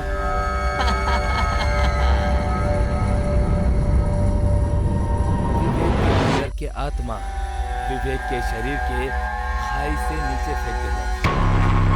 विवेक चट्टान से टकरा नीचे पहुंच गई और वो अपन आखिरी सांस लेहलस। विवेक के मरला के बाद खून से सनल पांव खाई से खंडर की ओर चल पड़ल। तड़पत आत्मा वापस खंडर में चल जाली। अमित और सरिता शादी के बाद पहला बेर सरिता के गांव दौलपुर जात रहले। अमित के विदेश में काम होखे के वजह से ऊ दोनों एजा न आवत रहले। ई खातिर सरिता अपना शादी के 15 साल बाद ट्रेन से अपना गांव जात रहली। सरिता के बेटी रोशनी भी ऊ लोगन के साथ पहला बेर अपना नाना नानी के घर जात रहली है। आज इतना सालन बाद गांव जातानी, पता ना का बदल गईल हो कि वहाँ सबे हमनी के देख के सरप्राइज हो जाई हैं। शादी के बाद हमनी के कबो गांव आवे के मौका ना मिलल। अच्छा कैलू के केहू के ना बतौलू कि हमनी के गांव आवतानी। अमित सरिता के ट्रेन कुछ वजह से लेट हो गईल और ऊ लोगन के पहुंचे में रात हो गईल। धौलपुर गांव के स्टेशन पे बिल्कुल सन्नाटा रहल ह। ओजा एक भी मनई ना रहेन। तेज हवा चलत रहले ह और बिजली कड़कत रहले ह। अभी रात के सिर्फ 11:30 बजल बा, बाकी गांव में ऐसा सन्नाटा बा माना जैसे यहाँ केहू ना रहेला। एजा कोनो ऑटो रिक्शा भी ना मिले वाला बा। हमनी के एजा से पैदल ही घर के ओर जाए के पड़ी। हाँ जल्दी करा, मौसम खराब हो रहल बा, ना तो हमनी बारिश में फंस जाइब। तीनों पैदल ही घर के ओर बढ़े लगले। चारों तरफ घंघोर अंधेरा रहे। जोरों से आंधी चलत रहले है और बिजली कड़कत रहली है। तभी रोड के किनारे उनकरा टैक्सी वाला मिल जाला, जे अपना टैक्सी में सोवत रहले। हम ही टैक्सी वाला से बात करतानी। अमित टैक्सी वाला के पास जाके ओकरा के उठावेला। ओ भैया, अरे ओ टैक्सी वाले भैया, हमनी के धौलपुर गांव जाए के बा। लागता रउआ ये गांव में नया आइल बानी। रउआ नहीं के पता, आज अमावस के काला रात है। आज के रात ई गांव में एक भी इंसान अपने घरे से बहरे नहीं खे निकरत। आज मौत के खतरा होला। व्हाट रबिश, पहले तो ऐसा कुछ ना रहे। ये टैक्सी वाला ना ज्यादा पैसा लेवे खातिर हमनी के डरा रहल बा। ठीक बा, तोरा एजा से कतहू जाए के कोनो जरूरत नहीं खे। ई ल पैसा, हमके बस अपन टैक्सी एक रात खातिर दे द। कल सुबह ही एड्रेस पे आके तू अपन टैक्सी लेके जइहा। ठीक बा, लेकिन फिर भी हम रउआ के एक मुफ्त के सलाह दे। हम गांव के उत्तर दिशा में जौन कुआं बा ओकरा पास भूल कर भी जिन जइहा लोग। और अगर रउआ के केहू पीछे से आवाज दे तो पीछे मुड़कर बिल्कुल जनी देखा लोग। अमित अपन सारा सामान टैक्सी में रखकर टैक्सी ड्राइव करके घर के ओर निकल जाला। हमरा यहाँ से एगो शॉर्टकट रास्ता पता बा। उ रास्ता से हमनी जल्दी ही घर पहुँच जाई। बाकी उ रास्ता गांव के कुआं से होके गुजरेला। का यार, तू ये सब बात में विश्वास करे लगलू? ना, ई सब टैक्सी वाला हमनी के डरावे खातिर बोलत रहे। अमित सरिता के बतावल रास्ता पे गाड़ी मोड़ लेला। जैसे उनकर गाड़ी गांव के कुआं के पास पहुंचली, गाड़ी के नीचे एगो पत्थर आ जाला और गाड़ी कुआं से जाके टकरा जाली। ऊ कुआं के अंदर के पानी जोर जोर से हिचकोले खावे लगलस, माना जैसे कुएं में लहर आ गई होखे। तू सब ठीक था बाड़ा? शायद पहिए के नीचे कोनो पत्थर आ गई होखे। हमरा के ऐसा लागल जैसे यहाँ केहू खड़ा होके। तबे सरिता के नजर कुआं के पास खड़ल अपना बचपन के दोस्त रामानंद पर जाला। अरे रामानंद, कैसन बाड़ा तू? तू तो बिल्कुल ना बदलला। और ये गांव में इतना सन्नाटा काहे बा? और तू यहाँ अकेला का करत अड़ा? अमावस के काली रात, ये रात मौत के रात होला। आज केहू न बची, सब खत्म हो जाई हैं। सरिता के रामानंद के बात बहुत अजीब लागल है। ऊ दोनों ओजा से अपने घर के ओर निकल जाले और थोड़ा ही बेर में अपना घर पहुंच जाले। कुछ बेर गेट पे दस्तक दे के बाद सरिता के माँ शांता हाथ में मशाल लिए गेट खुललस। अरे माँ, ई का करल बड़ू? हमनी के मारे के इरादा बका? तू लोग इतना रात के, ओहो आज अमावस के रात के। ये सब सरिता के आइडिया रहे, आप लोगन के सरप्राइज दे खातिर। और ये अमावस के रात का लगा रखले बड़े गांव में? जे मिलेला अमावस के रात बोल के हमनी के डरा देवेला। शांता सबके घर के अंदर लेके जावेली। तहरा ना पता, तहर शादी के बाद ही गांव में का हो चुकल बा। कितना लोग अपन जान गवा चुकल बाड़े। हमनी के बाबा के जान भी ये अमावस के काला रात ले बा। रास्ता में रामानंद मिलल रहे, वो ऐसने बात करत रहे। का कहलू तू? रामानंद मिलल रहे? हाँ, गांव के पुराना कुआं के पास। लेकिन आप ओकर नाम सुनकर इतना चौंक काहे गईनी? काहे कि आज से 15 साल पहले ओकर मौत हो चुकल बा। रामानंद वो कुआं में कूद के मर चुकल बा। ई सुन के सभी के होश उड़ जाला। सरिता के समझ में नहीं खे आवत रहा कि ऊ जेकरा के कुआं के पास देखलस ऊ आखिर बा के। अब वो केहू के ना छोड़ी। तू लोग आज के रात यहाँ आके बहुते बड़ गलती कर देले बाड़ू। तू सब घर के बाहर कदम मत रखिया। सब अपना कमरा में जाके सो जाले, लेकिन रोशनी के नींद नहीं खे आवत रही। ओकरा आंख के आगे उहे कुआं के नजारा घूमत रहे। सभी जब सो जाले तो रोशनी अकेले ही उ कुआं के ओर बढ़े लागल।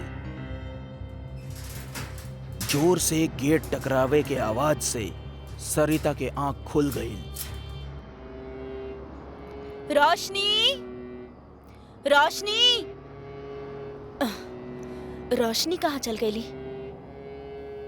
तभी सरिता देखली है कि रोशनी उ कुएं के ओर जा ताड़ी। सरिता भी ओकरा पीछे पीछे कुआं के ओर निकल जाली। रोशनी, रोशनी रुको, होने मत जा। रोशनी। रोशनी उ कुआं के पास पहुंच के ओहमे कूदे वाले रही के पीछे से सरिता आके ओकरा के पकड़ ले। तबे कुएं के अंदर के दीवार से बिल्ली के तरह चलत की रामानंद निकलस। सरिता ओकरा देख के डरा गईली। तू हमार बच्ची के काहे मारे चाहेला? हमने तो हर का बिगड़ले बानी। तू हमार बचपन के दोस्त रहला। रामानंद सरिता के धक्का देलस और रोशनी के अपना साथ कुआं के अंदर ले जाला। सरिता उही ले बेहोश पड़ल रही। अगला सवेर जब ओकरा होश आइल त कुआं के बाल्टी वाली रस्सी से रोशनी कुआं के पास उल्टा लटकत रही। तू दोनों यहाँ ये हालत में कैसे पहुँचला? हम साफ साफ कहले रहनी केहू भी घर से बाहर ना निकली। रोशनी, रोशनी के ये हालत कैसे भइल? रोशनी, रामानंद रोशनी के अपना साथ कुआं में लेके कूद गइल रहे। सभी सरिता और रोशनी के लेके घर जावेले। रोशनी के तेज बुखार हो जाला। सरिता शांता से रामानंद के मौत के बारे में पूछे लगली। ये सब का हो रहल बा? रामानंद ता हमारे इतना अच्छा दोस्त रहे, वो अचानक हमनी के जान के दुश्मन काहे बन बैठल बा? वो हमार पिताजी के जान काहे लेलास? रामानंद बचपन से तारा से बहुते प्यार करत रहे। वो हमेशा से तारा से शादी करे के चाहत रहे। बाकी तोहार पिताजी इस शादी के खिलाफ रहले। उस शहर जाके तोहार शादी अमित से करवा देले। ए बात से रामानंद पागल जैसन हो गईल और एगो अमावस्या के रात वो कुआं में कूद के अपन जान दे देलस। का ए वजह से वो पिताजी के हत्या कर देलस और हमनी के भी जान के दुश्मन बन बैठल बा। तू सभे आज ही ई गांव से दूर चल जा। यहाँ तोहनी के जान के खतरा बा।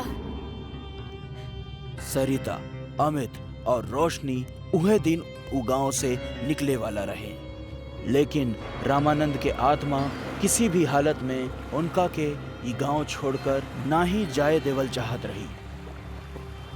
उ लोग गाड़ी से स्टेशन की ओर निकले लगले। तबे सरिता गाड़ी के शीशा में दिखली। रामानंद उनका साथ वही गाड़ी में बैठल रहे। उ देखकर जोर से चिल्लवली। रामानंद, रामानंद ही है बा। हमनी के साथ यही गाड़ी में बा। वो हमनी में से केहू के ना छोड़ी, मार डाली। उ तोहरा पीछे काहे पड़ा बा? ओमे तोहार का गलती बा? अरे तोहरा के तब पता नहीं के रहल के उ तोहरा से प्यार करत रहल। तबे रोशनी अचानक से उड़ जाली और गाड़ी से निकलकर कुआं के ओर भागे लगली। सरिता और अमित भी ओकरा पीछे भागे लगले। रोशनी कुआं के पास जाकर रुक गई। रामानंद, तोहर दुश्मनी हमरा से बा। तू हमार बेटी के छोड़ दा। रोशनी वहीं पे बेहोश होकर गिर जाली। हमका और सरिता के अलग करे चाहताड़ा ना, लेकिन हम तुम्हारी मंसूबा पूरा ना होए दे।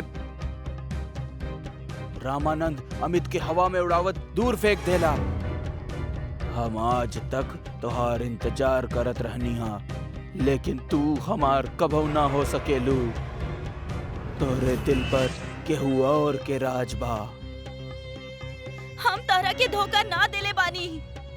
हमरा तोहार इश्क के बारे में कोनो खबर ना रहे रामानंद। हम अपन जीवन में अमित से प्यार कैले बानी। रामानंद कुआं के पानी में हमेशा के लिए गायब हो जाला।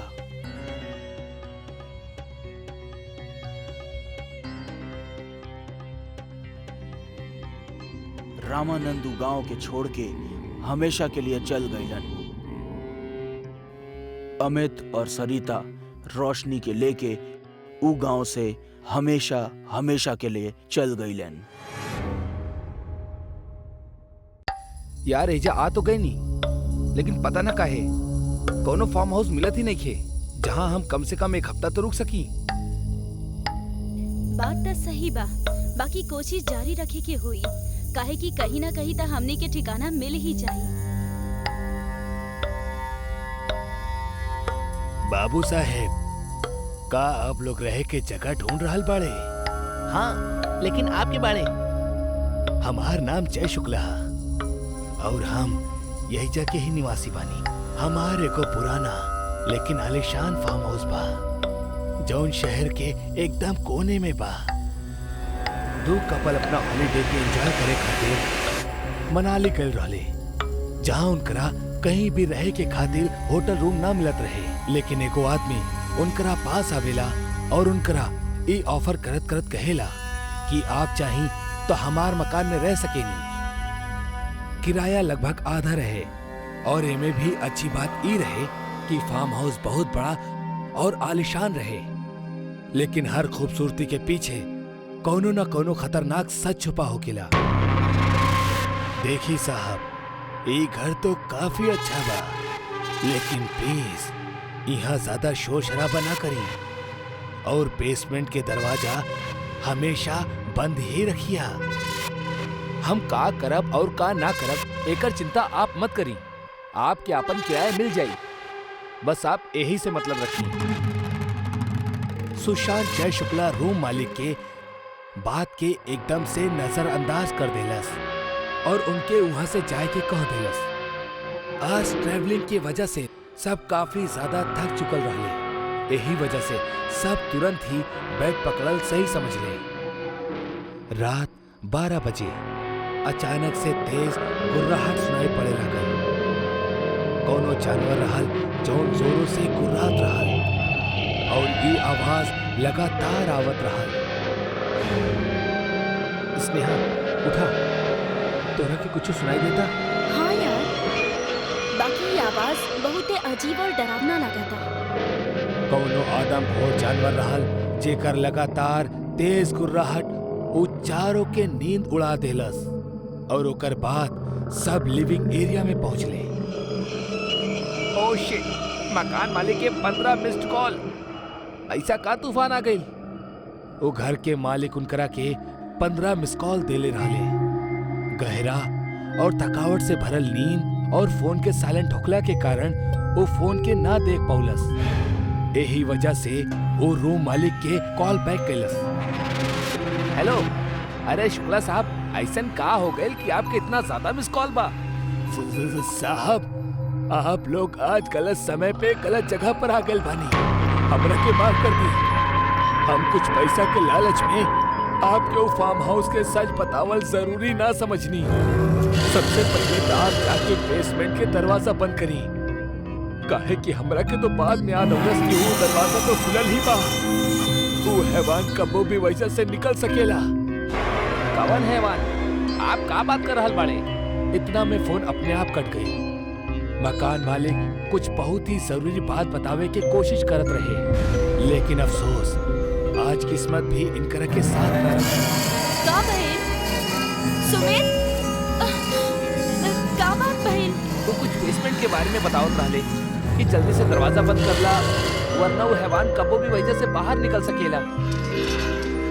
इस शुक्ला भी ना, यही से तब हम एकरा पे गुस्सा कैले रहनी। ये कोनो वक्त बका मजा करेगी। इतने में एक और तेज गुर्राहट पूरे फार्म हाउस में गूंजे लागल। यार तुम लोग रुका, हम बस अब वहीं देख के आवतानी कि कहीं बेसमेंट से तो ये आवाज ना बता। तुम्हें भागकर बेसमेंट की तरफ गए और दरवाजा बंद करे के मकसद से वो बेसमेंट के बाहर खड़ा हो जाला और तब भी सुमित के एगो तेज चीख निकल जाला, जैसे सब बहुत ज्यादा घबरा जाले। Oh shit, Sumit, Sumit! हर केहू सुमित की आवाज लगावत लगावत बेसमेंट में पहुंच जाले। तब उनकर होश उड़ जाला, उनकर पैर, हाथ और जबान सब एक साथ कांपे लागेला। सुमित! क्या हो गई भगवान? चुप हो जा निधि, वाकई ई बहुत ज्यादा दर्दनाक बा, लेकिन हम ये हैवान के ना छोड़ब। अब ही के लिए शांत रहा, काहे कि हल्का आहट से हमनियों के उहे हाल हुई जौन सुमित के भई। जब वो सब सुमित के चीख पे बेसमेंट में गई नी तब देखनी एगो 7 फीट के मॉन्स्टर उल्टी दिशा में घूम के सुमित के गर्दन के नोचे जा रहा। ये दिल दहला कर रख देने वाला दृश्य देख के बचल तीनों धीरे धीरे पीछे हटे लगले। वो तीनों एग्जिट गेट के करीब पहुंच चुकल रहले, लेकिन तब पे वो मॉन्स्टर एकदम उनके सामने आके खड़ा हो गई और अपन तलवार से सुशांत के गर्दन के एक पल में ओकर शरीर से अलग कर देलस। ऐसे पहले कि वो मॉन्स्टर निधि और स्नेहा के तरफ बढ़त एगो तेज फायर स्मोक रहल, वो जौन पूरे घर में फैले लागल, जैसे वो शैतान पीछे हटे लागल।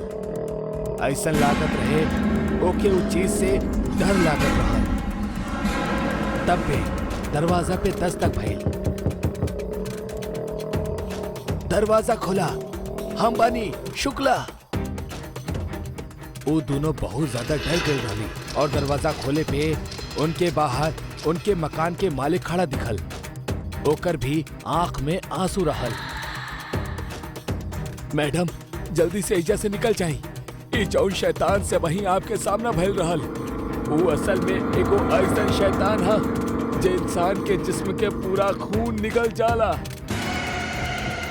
अगर एकरा थोड़ा सा भी केहू के खून के गंध लग गई तो ई अपना गुर्राहट से ओकरा के अपना पास बुलावेला और ओकरा के अपना जरिया बना के ओकरा साथ आयल हर एक शख्स के मौत के घाट उतार देवेला।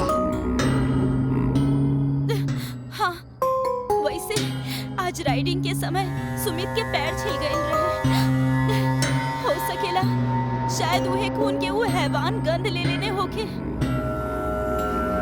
हो सकेला ना, यही भइल बा, लेकिन वो हैवान के आग और एकर धुआं से बहुत डर लागेला।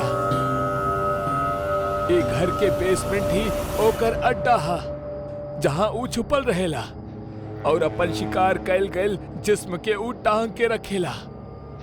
चलिए अब जल्दी से हमनी एजा से निकल जाई। और एकरा बाद ऊ तीनों वजह से भाग जाले। एक घटना के छाप आज भी उनकर जिंदगी पे घाट लगाए बैठल बा कि अगर वो रात उनकर तकदीर में मौत लिखल होखत ता ओ खून के प्यासा ना जाने उनकरा के कितना ज्यादा दर्दनाक मौत दे।